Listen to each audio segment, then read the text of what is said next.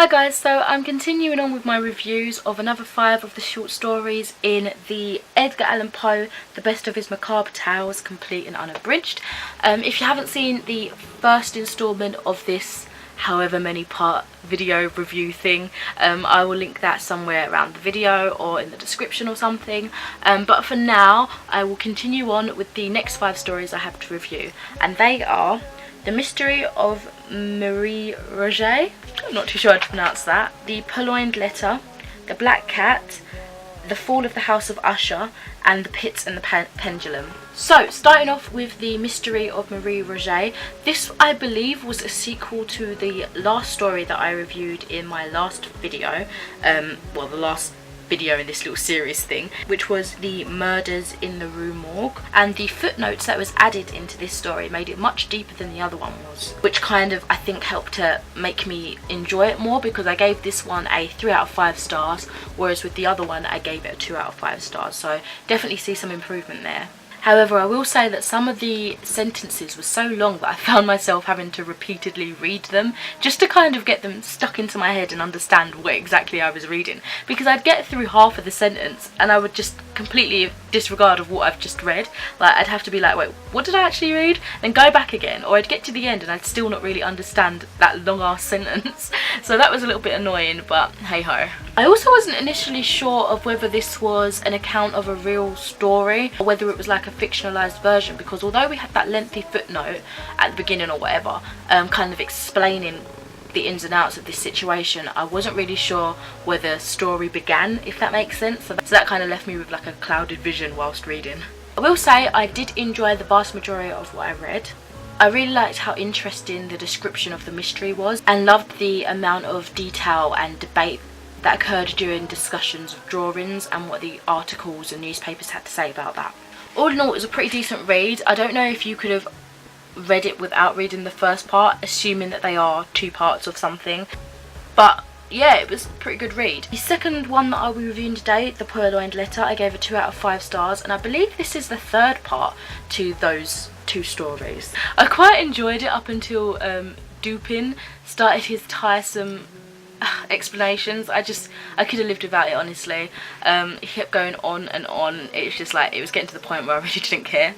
Like, you can clearly see that his plots are well thought out and intelligent, but when it comes to him and his reasoning, I just feel like it gets so drawn out to the point of it becoming boring, and I just completely lose track of what he's saying. I think I understood this one more than I did with its companion-like stories, but I didn't enjoy it as much as the other 2, particularly the second one. But I really ended up liking the ending result. It was very sassy and I enjoyed that. Next is The Black Cat, and I gave that a 5 out of 5 stars. This is one that I had read before when I think I was in year 9 or year 10. We had like a reading of it during English or something like that, so I was really expecting a lot from this because I remember really loving it back then.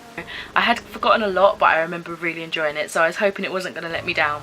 I really did enjoy it, and I think I love it because it was, I'm pretty sure, the first piece of Gothic literature I ever read, and it opened my eyes to Poe. And I think that's also why, I think I mentioned in the first part of my video, that I assumed quite a lot of the stuff that Poe wrote, or you know, everything that he wrote, was Gothic literature. I don't know why. I think I was just so absorbed with The Black Cat at that time that that's all that I thought, and it kind of carried on years later, me thinking, oh, that's all he writes, and that's why I was a little bit shocked at the rest of the content of this book. But yeah, thought I'd just quickly mention that. I feel like I can kind of identify with the pro/antagonist of this story and his love for animals, and I think watching the story unfold relating to those animals kind of kept me gripped and on the edge of my seat, because it was getting scary. It was. This one was just written so wonderfully. As I said, it left me on the edge of my seat. It kept me hanging on the way it was written. It was just awesome. The story ultimately is so dark and unnerving, but it's written in such, like, I don't know, like a lyrical way that I can't help but love it, despite its uncomfortable tension, you know. It's such a sad and haunting tale, and I would so love to know the aftermath of it, particularly with The Black Cat and its story, if that makes sense. Like, if there's any more written things to do with The Black Cat, or perhaps inspired works by it, I would love to know more, because it just kind of leaves you with this sort of cliffhanger, and I'm like, what, it's finished already? But you know, I am still satisfied with the way it ended, and I'm happy to say that I love it all these years later. We're on to the fourth review now, and that is The Fall of the House of Usher. I gave this a 3.5 out of 5 stars. Admittedly, I did skim over the first part of this story, so I couldn't get a good idea of what the storyline was, but it definitely did interest me, and this increased throughout my reading time with it. I like that it wasn't just, you know, traditional text, but it had like different formats of, like, say, like verse, and integrated another part of the story within it. I think it kind of kept it refreshing. Subject matter was totally to my tastes and definitely what I like, particularly when it comes to Poe and his writing, because it was just so dark and creepy, so I really did enjoy that one. And on to the last review, which is for the Pit and Pendulum. I gave this a 4 out of 5 stars. This is another shorter review. So this one's kind of surrounding like the Inquisition and that, and honestly, to understand the threat I had to look up what the Inquisition was, because I'd heard it mentioned a bit, but I didn't really know exactly what the Inquisition was, you know. But aside from that, I was engrossed in the descriptions of the story. It was very vivid. I had myself really imagining what was happening. I know it sounds creepy, but I loved the torture premise of it, and I just felt like it was really well rounded and written wonderfully. So yeah, that got a 4 out of 5 from me. So that is all for this part of the reviews. I'll probably have to do more than 3 separate videos for this, but let me know your favourite story so far from Poe or any other.